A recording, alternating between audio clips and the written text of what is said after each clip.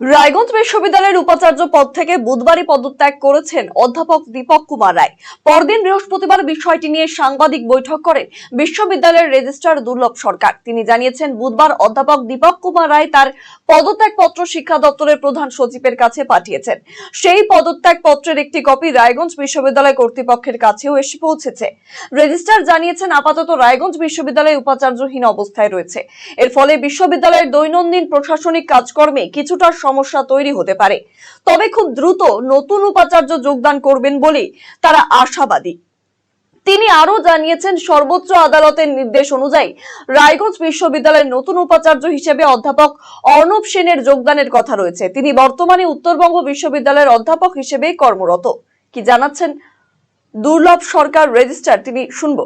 গতকালকে বিকেলে এই 4:15 নাগাদ আমাদের যিনি বর্তমান মাননীয় উপাচার্য অধ্যাপক দীপক কুমার রায়, উনি ওনার পদত্যাগপত্র পাঠিয়েছেন এবং পদত্যাগপত্র উনি প্রিন্সিপাল সেক্রেটারি সাহেব শিক্ষা দপ্তরকে পাঠিয়েছেন, তার একটা কপি আমাদেরকে করেছেন এবং ফাইন্যান্স অফিসার সাহেবকে করেছেন এবং ওনার পদত্যাগপত্র আমরা এখানে পেয়েছি এবং আজকে থেকে উনি এখানে মাননীয় উপাচার্য হিসেবে কাজ করছেন না এবং এই ব্যাপারেই আপনাদেরকে ডাকা এবং আপনাদেরকে অবগতি করা যে আজকে থেকে আমরা ভিসি লেস, তবে অচিরেই হয়তো আমাদের নতুন মাননীয় উপাচার্য রায়গঞ্জ বিশ্ববিদ্যালয়ে জয়েন করবেন।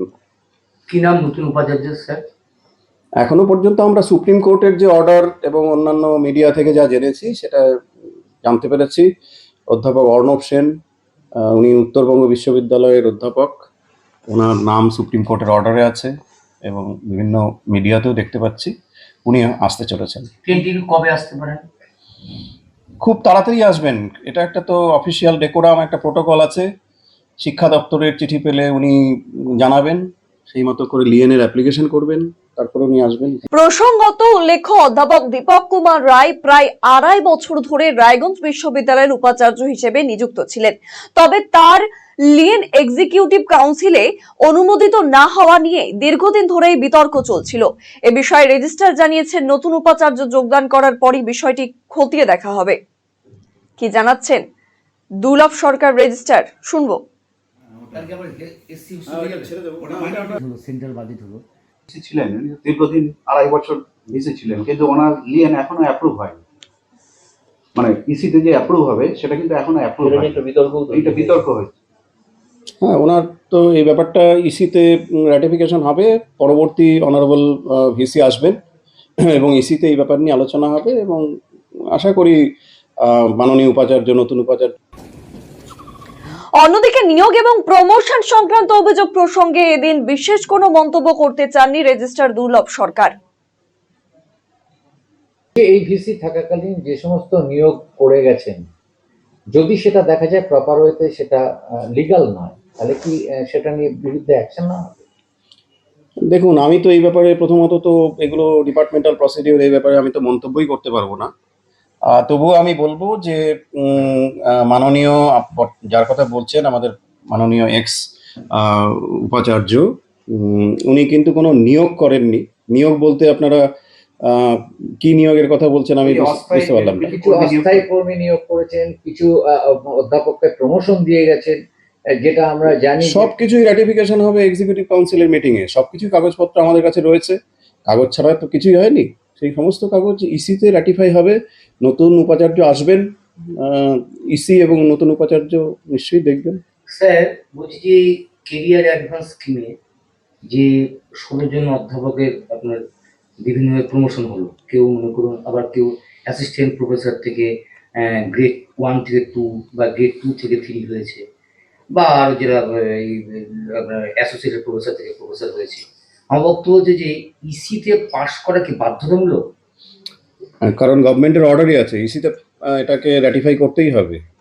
এবং আমাদের যেটা ক্যাশের যে নিয়ম, সেখানে স্ক্রিনিং কমিটি হয়, সিলেকশন কমিটি হয়, যেখানে আমাদের চ্যান্সেলর নমিনি থাকে এবং অন্যান্য বিশ্ববিদ্যালয়ের এক্সপার্টরা থাকেন। সেগুলো পুরো প্রসেস ফলো করা হয়েছে এবং ইসিতে র্যাটিফাই করা হবে। নতুন মাননীয় উপাচার্য আসবেন, উনি দেখবেন সমস্ত।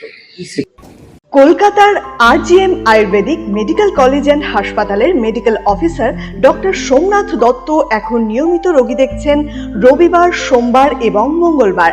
দীর্ঘদিনের হাঁটু, কোমর, গাঁট ব্যথা, নার্ভের সমস্যা, পেটের সমস্যা, যৌন সমস্যা ও মানসিক সমস্যা সমাধানের নির্ভরযোগ্য প্রতিষ্ঠান রায়গঞ্জ স্কুল রোডের লোকনাথ আয়ুর্বেদিক ঔষধালয় ও রায়গঞ্জ এলআইসি মোড়ের লোকনাথ আয়ুর্বেদ চিকিৎসালয়।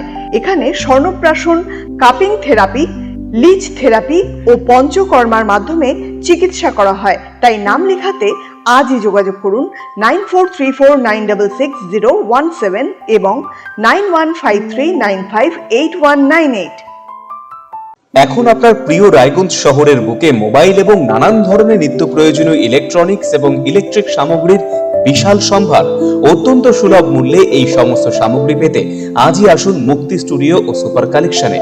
Surya, Khaitan, Kent, Nokia, Oppo, itel, realme, T series সহ নানান বিখ্যাত কোম্পানির সুপার কালেকশন আপনার মন জয় করবে। তাই মনের মতো fan, electric iron, geyser, water purifier, sound system, TV, washing machine সহ বিভিন্ন কালেকশন পেতে আজই চলে আসুন রায়গঞ্জ স্টেশনের সম্মুখ ও উকিলপাড়া কমল টকিজ সংলগ্ন সুপার স্টকিস্ট মুক্তি স্টুডিও ও সুপার কালেকশনে। মুক্তি studio and super collection, station road, Mohanbati, Raiganj.